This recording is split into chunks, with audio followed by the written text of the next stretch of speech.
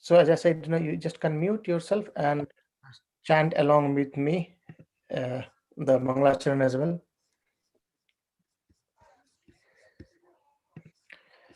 Okay, so yes, let's start then.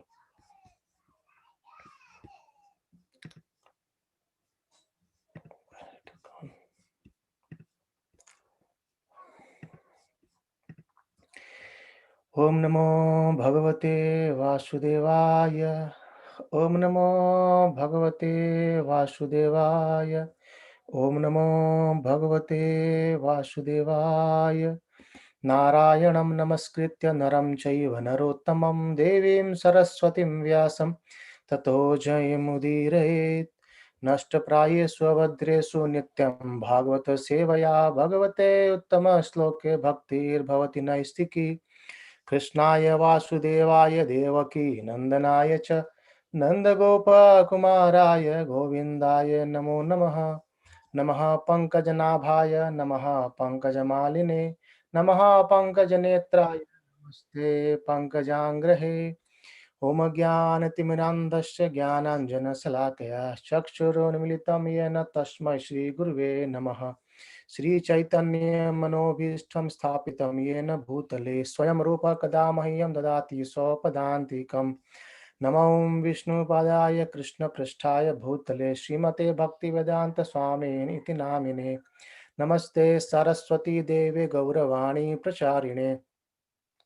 Nirvishesha Shunyavadi Paschata Desatarine Jai Shri Krishna Panchatatvakam Krishna Bhakta Rupa Sarvukam Bhaktavataram Bhaktavyam Namami Bhakta Shaktikam Jai Shri Krishna Chaitanya Prabhu Nityananda Shri Advaita Gadadhara Shivasadi Gaura Bhakta Vrinda Hare Krishna Krishna Krishna Hare Hare Hare Rama Rama Hare Hare Hare Krishna.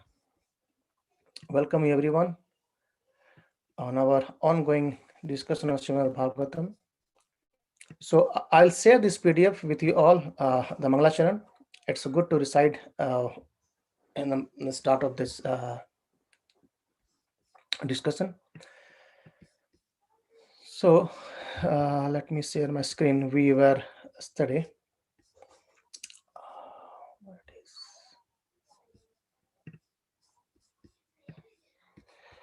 Okay.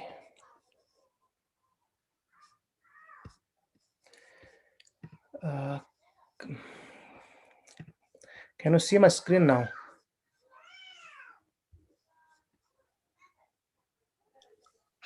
Yes, Prabhuji, but it's blank at the moment. Is it blank? Yes. Balasubramanian has started screen sharing. Okay, we can see it now. Okay, that's great. Thank you very much. Perfect. Okay, thanks. So let me present this. I don't know. Yes, so we have discussed till this as of now that Narada Muni is actually explaining a new story, a story to Prachina Bahari, an allegorical story or imaginary story that how this soul actually get entrapped in this material world. And we discussed about how he was a king Puranjana, and he wanted a place to live. Somehow or other he found a place in Bharatavarsha, and then he met a queen, and the beautiful queen has so many followers, like 10 men and so many his women followers, and then they both got attracted to each other and they got married. And then also we see how this Puranjana relates to the same body. The Puranjana is soul, and then the place is the nine gates of body, and then the woman or the queen is intelligent, and how the soul gets married with intelligent, and they get the body, and then they start enjoying it. And then we discussed about the chariot as well, how the Puranjana went for hunting once, and then with the chariots he has two wheels, that he got his armor, and he got the quivers, his desires and the reins and the horses and the driver, the chariot driver, and himself as well. So after both these things, we discussed that how Puranjana comes back. It means he was on the path of adharma, but he came back to his queen, and then he enjoyed with the queen. So we have discussed till this yesterday, I mean Friday. And then king, after coming back from hunting, he start enjoying with this queen. And then enjoying with queen means living entity actually remains in this household life. So it goes to those positions. He makes his wife, and then he the Puranjana, his king, is engaged in enjoying and could not understand the real purpose of life. So when we are attached to our sense gratification and with family things and all the our jobs and all the things, we somehow or other, knowingly or unknowingly, we neglect our spiritual life. Most of the time we are unknown, but even if we know it, we neglect, say okay, we'll do it at the old age. When it comes, we'll see it, isn't it? Normally there is saying that uh, mostly in India is saying, when we'll get old, we'll do the bhakti. But the point is, when we become old, we actually has spent our life doing something else, and it get very difficult to change our life toward devotional service. Even if we see, even in India, we see so many old people, those who have gone through the karmic process, and even now they get and they chatter here and there, they talk with discuss in the politics and everything. But for discussing of Bhagavad Gita and Bhakti Yoga, it becomes very difficult. And even doing Bhakti Yoga, it means actually we are surrendering our own self to Lord Krishna. So it's not worth to surrender something, a dried flower. When we are young, we are fresh, we can offer ourselves to Lord Krishna. Right? And when we are old, we are dried, nothing is relevant there. And then in that way, king enjoying with his queen, he begot 1100 sons and 110 daughters. And the point here is that he is so much entrapped with this family affair that he actually could not think anything about liberation. But the real thing is that we should think about liberation, as well as not just liberation, as well as parodharma. We discussed earlier in previous cantos that what is parodharma is actually doing service to Lord Krishna's bhakti yoga. Right then, and then king becomes gradually old. It means what? The body which the soul has acquired started getting old age, and it started getting disease as well. And this turning point happened here. It Chandavega is a king in Gandharva Loka is again a in a higher planet where the singers they used to remain there. Though they used to sing glorious songs for the devatas. And even it's being said that in this material world, whom so are very nice in singing, we sometimes later okay, that person might be coming from Gandharva Loka, because he has so nice vocal and nine calibrity of singing the song. And when we use that potency of singing towards Lord Krishna, that is the ultimate goal. Whatever we have, we can actually serve Lord Krishna in different ways. And then Chandavega is actually king of Gandharva. He came to attack the King Puranjana with 360 soldiers. And what the 60 soldiers is? Chandavega is as is time factor or death. And 360 days is basically soldiers are 360 days of the year. And it goes start attacking day by day and night and year by year. It actually attacks us every time, but in our young age we actually somehow or other either neglect or forget it. But if you see, it is actually killing our time every day. We are actually nearing our death in that. And we discussed earlier as well, sunrise till sunset, one day we are nearer to our death, right? And then after that, Chandavega starts attacking with 360 soldiers. The five-footed serpent, remember, the five-footed serpent were the life airs which are in our body, the five life airs, and they start fighting with the Chandavega king. It means that the life air, they start struggling and fight with death, because we know as life air goes, the body becomes death. And at this point of time, there's a new small story being narrated by Narada Muni, very small, just in the three or four ways. He says, you know, a story of Kala Kanya. So Kala means time and Kanya means daughter. So this is a call as Kala Kanya, that is a daughter of time, and she is seeking for a husband. So earlier we seen King Puranjana came and he was seeking for a wife, and Puranjini, she was seeking for a husband, and they got married, and now Puranjana has got old. However, he is enjoying with his wife still there, and Kalakanya is the daughter of time. She is also seeking for husband. And what is Kalakanya? Kalakanya is uh, old age and disease. And as she was looking for husband, no one wants to marry her, isn't it? No one wants to become old, no one wants to die, no one wants to become diseased. So she somehow or other found Narad Muni in this universe, and she said, I want to marry you. And Narad Muni, he said, I am brahmachari, I can't marry you. And he refused. And then that Kalakanya, she cursed to Narad Muni. She said that you won't be able to stay at one place. Means you will be roaming around here and there. You can't have a proper place to stay. So that was a curse given to Narad Muni by Kalakanya. And then again, Narad Muni, though be merciful, he advised that you go to Yavana, king of Yavanas. And then king of Yavanas, she approached to king of Yavanas. And who is king of Yavanas? He's actually Bhaya, fear. And then the king, as Kalakanya approached to become his to marry king of Yavana, but she accepted her as a sister and asked that you attack people because you are inauspicious. People don't want to accept you, so you are inauspicious. So whomsoever you feel, you started attacking. And also I'll give you one more thing, that in my brother, that is called as Prajorva.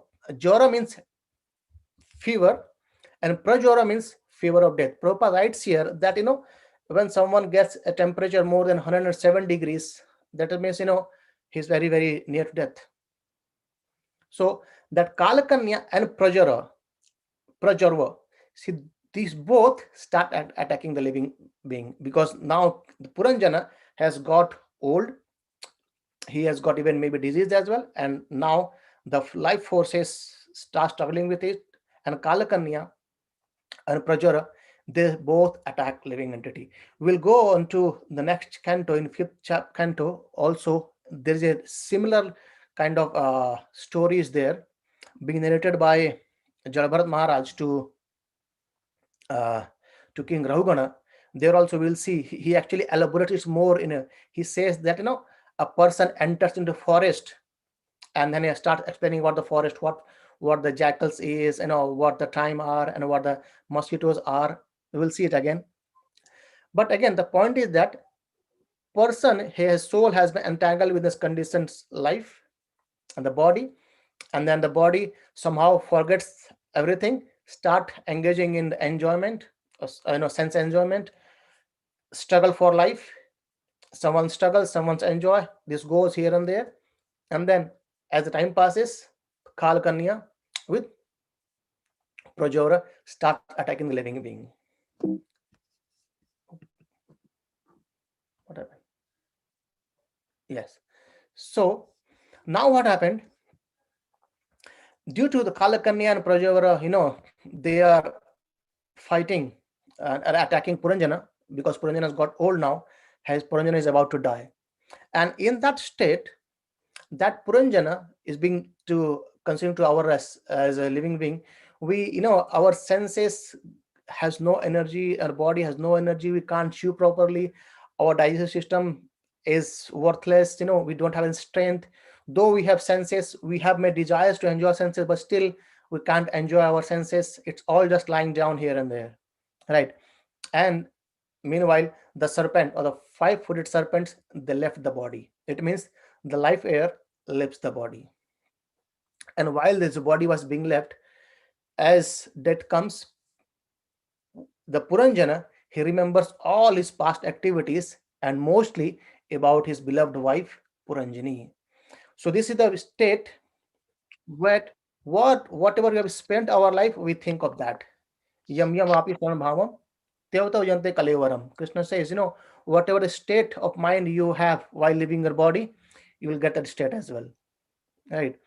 And then, as he was actually thinking about his wife, Puranjini, and he was thinking that how much, I was enjoying with her and everything, and how now she will be taking care of herself. If I go, then what will happen to her? What will happen to our son and daughter and everything? He started thinking.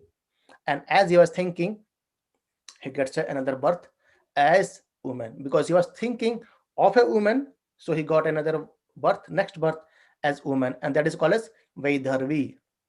So the Puranjana who enjoyed everything, and he now gets another birth as what? As Vaidharvi. Vaidharvi, she is a princess of Vaidharva. So in next birth, just imagine that Puranjana is now Vaidharvi, and she married to a king called Malyadhwaja.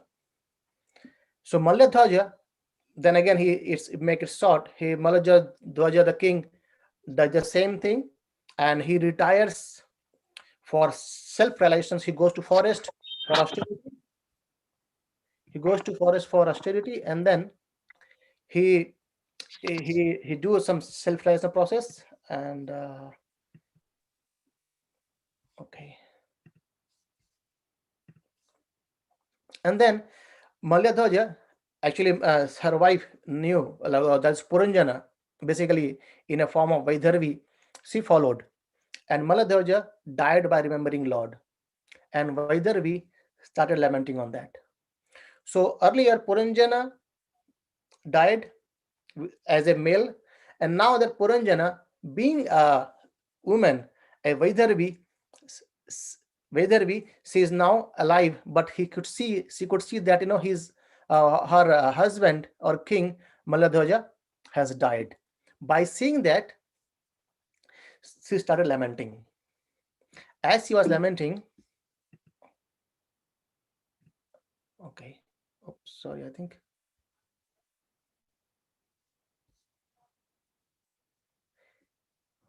think I missed a slide over here. Just 1 second. Can you see the screen now? Is it okay now? Yes, Yes, perfect. That's perfect. Okay, that's great. I think I missed a slide there. No worries.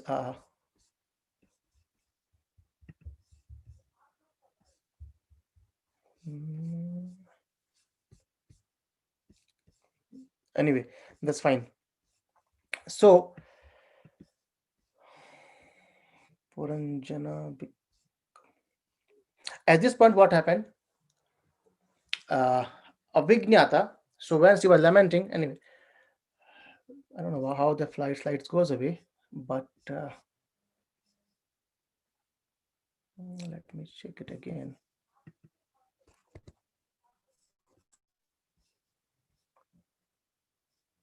No, anyway, I think it has been lost. However,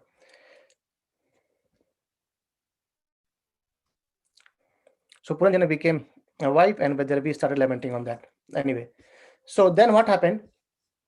As she was lamenting, a personality or a old Brahman, he appeared there, and as he appeared, he asked, "Why are you lamenting?"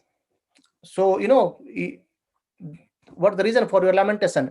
And she said, "I'm lamenting because of the death of my husband, or the King Malyadhwaja." And then the old Brahmana, he said, then again, actually, she asked, "Who are you?"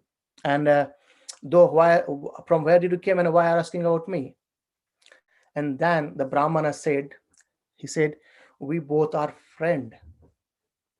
And she got, that Vaidharvi, she got asked him, no, I haven't seen you before, then how can we be friend?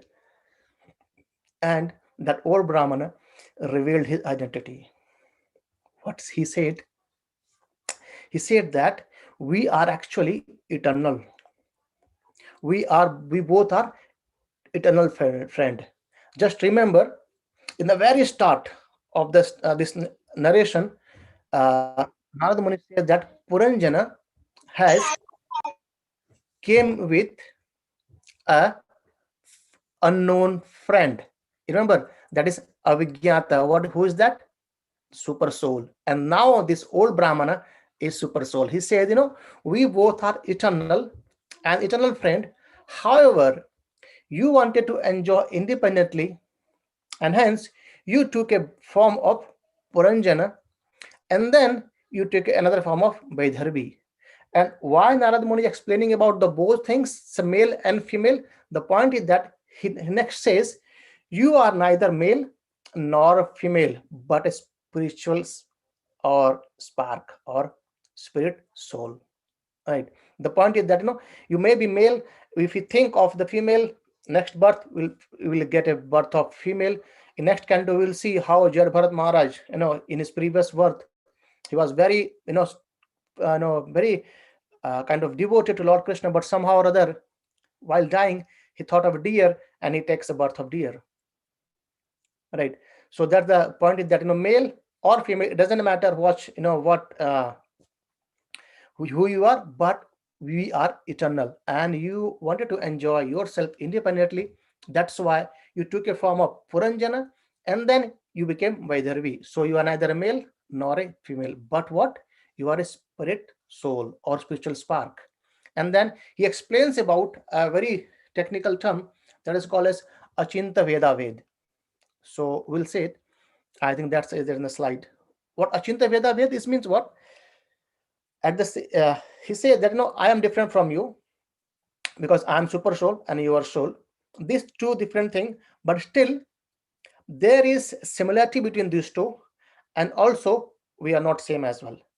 It is basically something is same at the same time different as well. That's called as Achinta Veda Ved.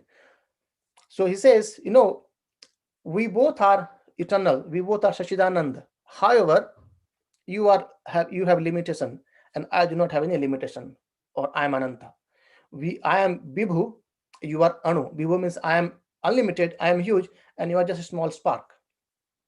And then Narad Muni concludes saying that, my dear King Prachin Bhari, the Supreme Lord, the Supreme Personality of Godhead, the cause of all causes, is celebrated to be known indirectly. Thus, I have described the story of Puranjana to you. Actually, it is an instruction for self-realization.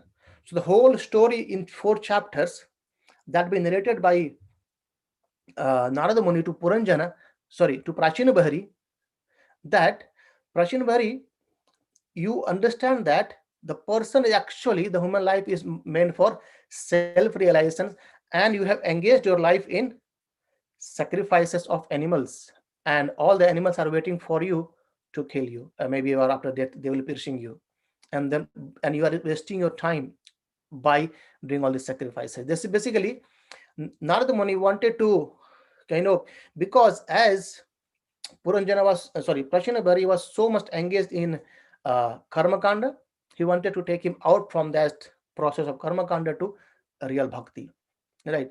And I would like to read the last 5 or 4 verses, where what that old Brahmana narrates, that how you and me, the soul or super soul or Vaidharvi and the old Brahmana are same in one context and also different in another context.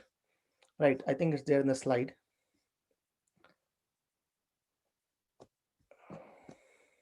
Yeah. So it says, sometimes you think yourself a man, sometimes a chaste woman, and sometimes a neutral enact. This is all because of the body, which is created by the illusory energy. This illusory energy is my potency, And actually, both of us, you and I, are pure spiritual identities. Now, just try to understand this. I am trying to explain our factual position. So, the super soul is actually trying to explain the soul what the position of both are. So, Krishna says, my dear friend, I, the super soul, and you, the individual soul, there is Avigyata and Puranjana. Avigyata, the unknown friend, is super soul, and the Puranjana is the living entity, or spiritual spark, the soul, are not different in quality, for we both spiritual. In fact, my dear friend, you are qualitatively not different from me. Sorry, qualitatively not different from me in your constitutional position. Just try to consider this subject. Those who are actually advanced scholars, who are in knowledge, do not find any qualitative difference between you and me. What does that mean?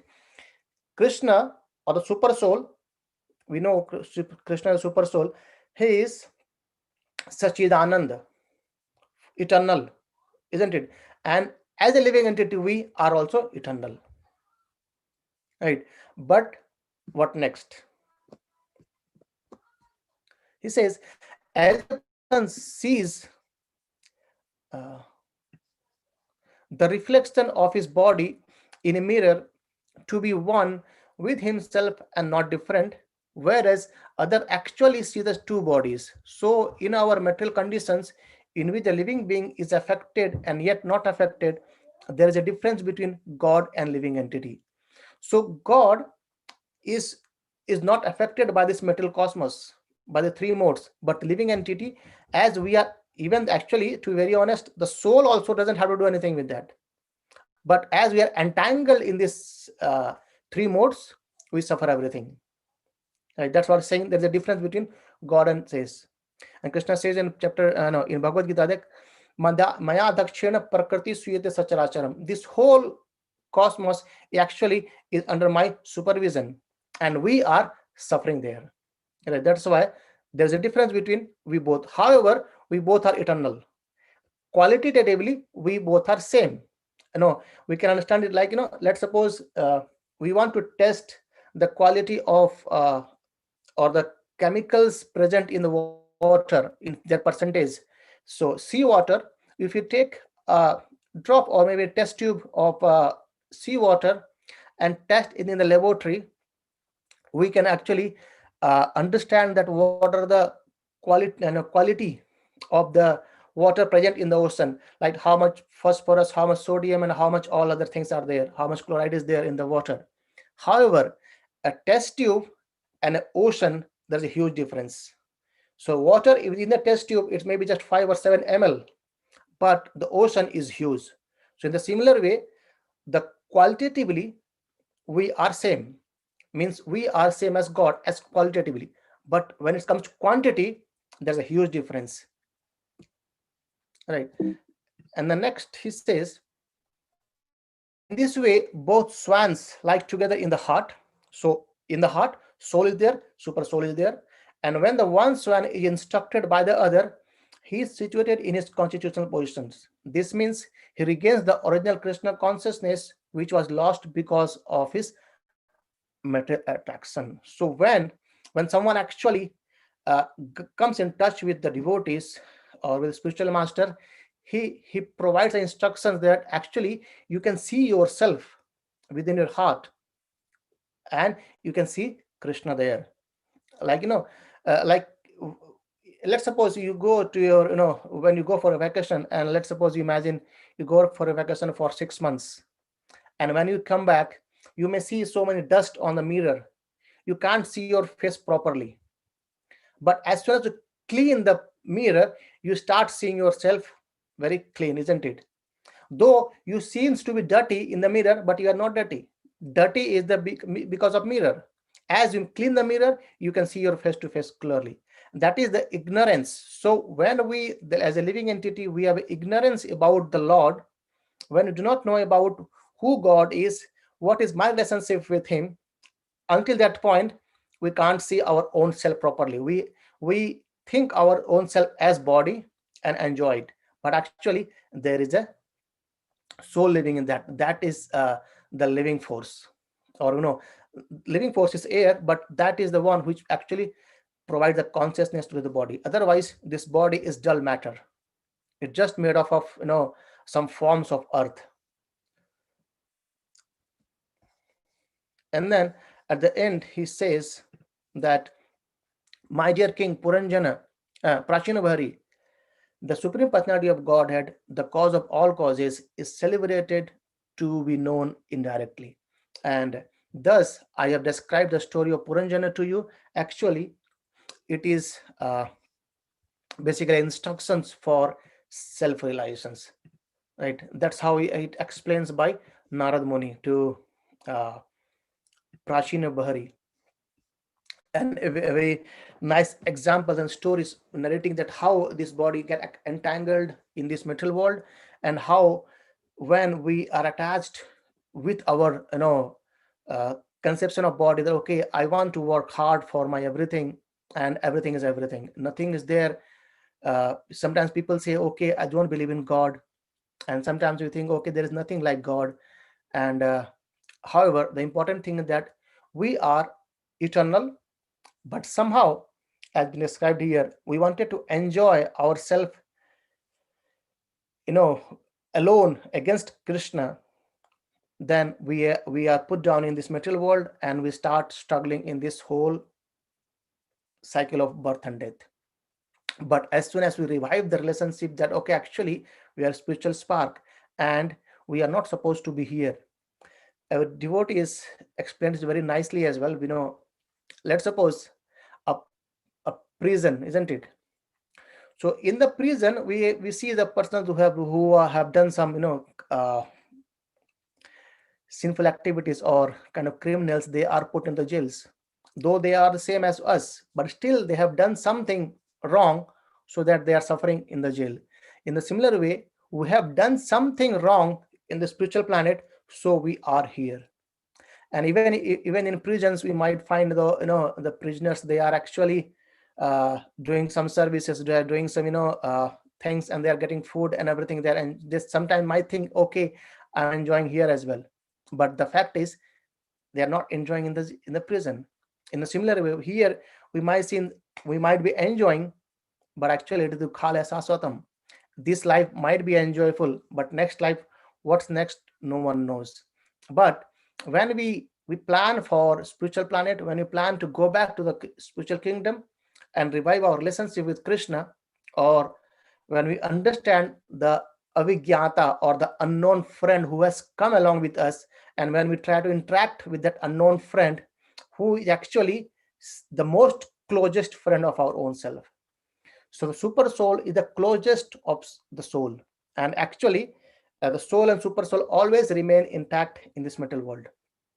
And as I discussed earlier, you know, in a branch there are two birds, and one bird is actually just a witness. That is super soul. He's watching what the other bird is doing. Is he doing a bad thing, or he's doing a good thing, or pious activities, or sinful reactions? What he's doing, and the other one is just witness of that. So in this way, I think it's 2033. In this way, the story is being narrated by Narada Muni. And in next chapter, Prachin Bari, he says, he said, "Oh Narada Muni, you have explained me a nice story, but somehow or other, I could not understand it properly. So could you please let me know the direct meaning of those things?" And then Narada Muni start explaining that in a direct way. So Narada Muni, he elaborates the same thing. Let's try how much we can go on that. He elaborates the same allegory in a clean way. He says that Puranjana is the jiva, or the soul, and the city of nine gates is the body, and nine gates are the nine holes. And then Avigyata friend was super soul, and Puranjini is our material intelligence. And a male friend of Puranjana is the mind and the 10 senses. And the female friend is the our actions of senses and desires. And then body chariot analogy is again, the soul is the passenger, the driver is the intelligence, the reins are the minds, and the horses are the five senses. So this is again in a very briefly I narrated, but the same thing is being with what we discussed earlier in an elaborate way. That's being said by Narad Muni again to Prachinvari, because Prachinvari could not understand that story or imaginary story of Narad Muni properly. So Narad Muni explains properly that, and then he starts saying that this living entity, the what Abhigyata friend told the story. He says, the jiva as a living entity forget the supreme soul under the three modes of material nature, and and then he acts accordingly by his insenses, and he gets different body, and he roams around in different spaces of life, sometimes going to higher planet, sometimes to lower planets, but he's entrapped and suffers. Sometimes it might looks like it's the happiness is there, but it's not actual happiness. It's basically uh, sometime we get some happiness and we feel we are happy, that are actually, it's kind of explained as sandwiches. We see in the sandwiches there are two top breads, in the middle there is some filling, right? And in the between two miseries or suffering, we get a small happiness, and as we get a small happiness, we hanker for more happiness, and we start entrapped in this cycle of birth and death, right? And he explains that when we do perform past activities, or and when we try to remain ourselves in a mode of goodness, we actually goes to the heavenly kingdoms, and then we enjoy uh, the pious results. And when we live our life in a mode of passion, we remain again in the earthly planet. And then when we live our life in a mode of ignorance, we actually downgrade ourselves to our animal kingdom, and sometimes to a hellish planet as well. And then he explains that the travel from this body to body and planet to planet in this material world goes on and on.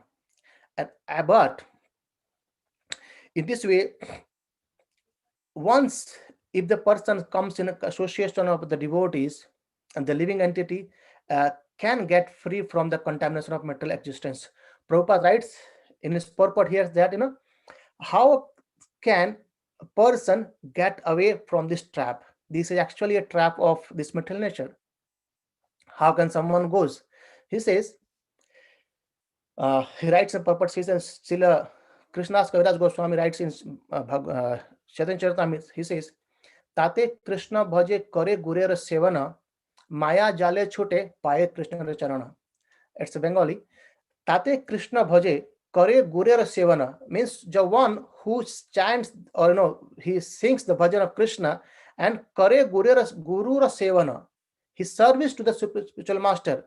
Then maya jala chute means the maya jal of this metal modes, it goes away, and paye Krishna charana, what he gets, he gets the lotus feet of Lord Krishna. And in this Krishna consciousness state, the living entity engages in devotional service under the direction of spiritual master, and in this way he gets out from the clutches of Maya and takes shelter onto the lotus feet of Lord Krishna. So when we take shelter to the lotus feet of Lord Krishna, these three modes, though we are in this world, it looks to be acting, but actually it makes a shield that it doesn't impact much onto the devotees. And then he explains about that wandering in different planets is compared to stray dogs. Narmani explains that the living entity is exactly like a dog who, however, overcome with hunger, goes from door to door for some food.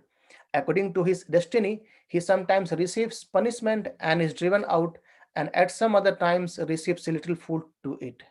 Similarly, the living entity, being influenced by so many desires, wanders in different spaces of life according to destiny. Sometimes he is high, sometimes in low, sometimes he goes to the heavenly planet, and sometimes to hell, sometimes to the middle planet, and so on. So, in this way, the living entity being trapped in these three modes, he goes either higher or lower, or in the animal kingdom, or somewhere here. And Krishna explains that again, in Bhagavad Gita as well, that those person who are situated in mode of goodness, so they gradually go upward in the higher planet, and those who are in the mode of passion, they live in the earthly planets, and those who are in the mode of passion, sorry, ignorance, they goes towards hellish planet. It's in chapter 14. So the important lesson from here, that we need to introspect ourselves, and if we are really eager to go toward the spiritual kingdom, we should try to keep ourselves or our activities in the mode of goodness, because there is no chance of liberation for acting in mode of passion and ignorance. So we have to be in the mode of goodness, so that actually we can do something for that. And we'll continue from here tomorrow, that because a really nice learning and teachings is been given by Narad Muni in this chapter to Prashinu Bahari, to take him away from the activities what he is doing towards Krishna Bhakti. Right. Any questions or any thoughts? Please let me know.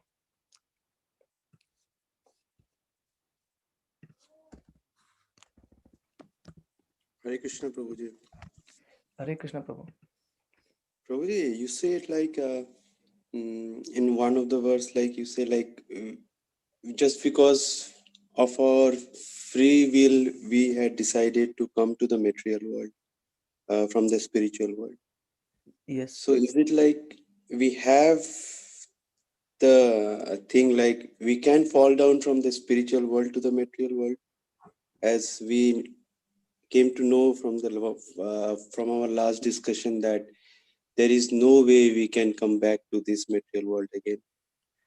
So to be very honest, as I've discussed with devotees, there is no chance actually coming back, because Krishna explains that in Bhagavad Gita very many times, that when someone goes back to my kingdom, right now what happens, as maybe we have done this thing, mischief things, that we wanted to enjoy our life without Krishna, so we are here.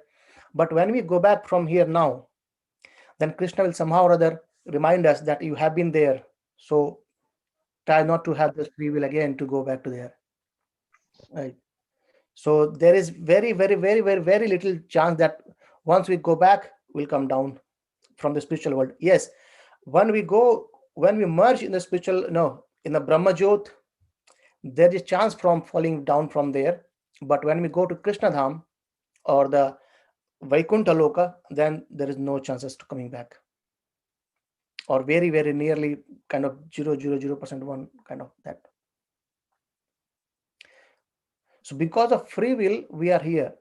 The thing is that still in this material world, Krishna explains everything to Bhagavad Gita to Arjuna, that however, Arjuna, you still have a free will. As I've given the knowledge, you decide now you want to fight or no. Then Arjuna says, no, all my illusion has been gone now. I will do as you instruct. So that's again, as spiritual masters, they provide us everything. The scripture provides us everything, but again, that leads to our own free will, that what we want to do. Either we want to take shelter of Maya and be in this cycle of birth and death, or take shelter of Radharani or Krishna and go back to the spiritual world. Hope that answers the question. Yeah, thank you. So there is one thing is not in control of Krishna, there is free will. So Krishna don't intervene in our free will. So free will is of our own. It's however, where Krishna provides all the things to us, it's only us where we want to go.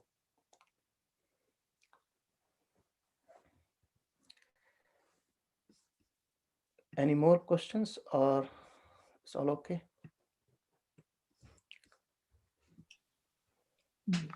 Okay, Prabhuji. Hare Krishna. We'll see you tomorrow. Hare Krishna, everybody. Hare Krishna. Hare Krishna. Grantaraj Srimad Bhagavatam ki jai. Jai. Hare Krishna. Hare Krishna.